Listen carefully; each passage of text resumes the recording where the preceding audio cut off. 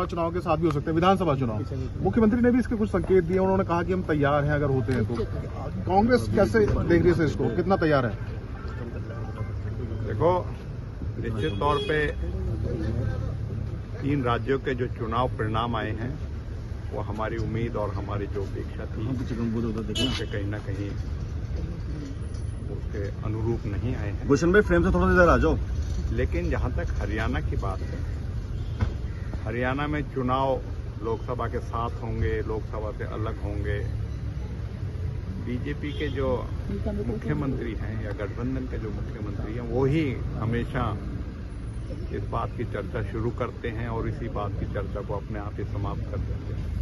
जहां तक कांग्रेस पार्टी का सवाल है, कांग्रेस पार्टी हरियाणा के बीजेपी जेजेपी की कुशासन, भ्रष्टाचार और जिस तरीके से हरियाणा में व्याप्त बेरोजगारी, व्याप्त जो है कानून व्यवस्था की ठप होना और जो भी हरियाणा वासियों की जो उम्मीदें थी, चाहे कोई वर्ग हो, किसान वर्ग हो, चाहे युवा वर्ग हो, चाहे समाज का कोई वर्ग हो, उसके अनुरूप ये सरकार काम नहीं कर रही। और उस संघर्ष को कांग्रेस पार्टी अपने, चाहे वो प्रदर्शन की बात कर लें, रैली की बात कर लें, चाहे विपक्ष आपके समक्ष कार्यक्रम की बात कर लें, उसको हाईलाइट करने में विधानसभा से लेकर सड़कों तक जो है लड़ाई लड़ रही है। और मैं मानता हूं कि कांग्रेस पार्टी चाहे लोकसभा के साथ हरियाणा में चुनाव हो चाहे अलग हो, निश्चित तौर पे हरियाणा की जनता के साथ मिलकर एक परिवर्तन जो है लेके आएगी।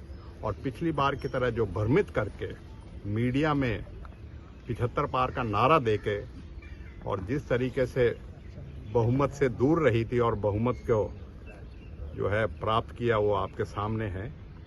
अब की बार जनता जो है स्पष्ट तौर पे कांग्रेस को लेकिन ये उत्साहित नजर आ रहे हैं सर बहुत ज्यादा। और क्या अब इसको कांग्रेस कुछ स्ट्रेटेजिकली चेंज करेगी, क्योंकि ये 3 चुनाव की जो नतीजा से जाहिर सी बात है निश्चित तौर पे जो है जो कमियां नहीं है या जो उस चीज को हम एड्रेस करेंगे और जो आने वाले टाइम में पूरी तरीके से कांग्रेस जो है हरियाणा में अच्छे बहुमत से आए उसके लिए सब हम प्रयास। हरियाणा में इंडिया के जो गठबंधन है, क्या आम आदमी पार्टी के साथ मिलकर चुनाव? हरियाणा में जो कांग्रेस अपनी बड़ी मजबूती से है और मैं समझता हूं कि हरियाणा में कांग्रेस सक्षम है बीजेपी को बेदखल करने। भाजपा कैसे 80 पार का नारा दिया उन्होंने कि इस बार 80 पार सीटें जीतेगी भाजपा। नहीं भैया, पिछली बार मैंने कहा जो है हरियाणा की जनता को भ्रमित किया था और मीडिया का इस्तेमाल करके भ्रमित किया गया था। लेकिन अब की बार ना इनके किसी भ्रम में आएगी ना किसी चीज के लिए। और मैं एक बात और कह सकता हूँ कि जो एक गठबंधन है इसकी भी पूरी तरीके से पोल खुल चुकी है। हरियाणा में गठबंधन, वहां जाके वोट काटने का मतलब खेल खेलना और वहां की जनता ने, राजस्थान की जनता ने इनको आईना दिखा दिया।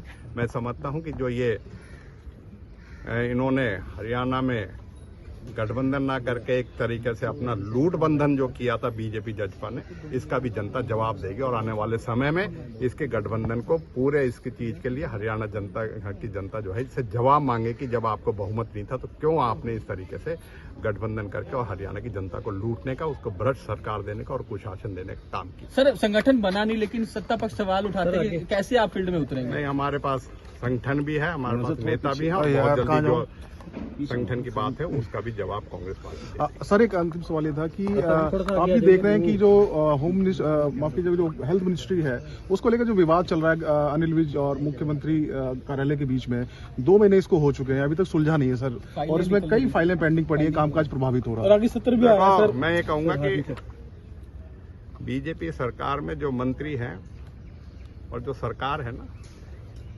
वो जिम्मेवारी से कोई काम नहीं कर रहा। और हरियाणा की जनता को जो ये बेवकूफ बनाया जा रहा है ना अपनी आपसी दिखा के, मैं समझता हूँ इनको कोई अधिकार नहीं है। अगर नहीं कर सरकार चलाने के बस की, नहीं महकमा चलाने के, उनको पदों को छोड़ दे के पदों पर सुशोभित करते। तो आप विधानसभा में उठाएंगे मुद्दा? बिल्कुल, सभी चीजों को। धन्यवाद सर। Thank you sir.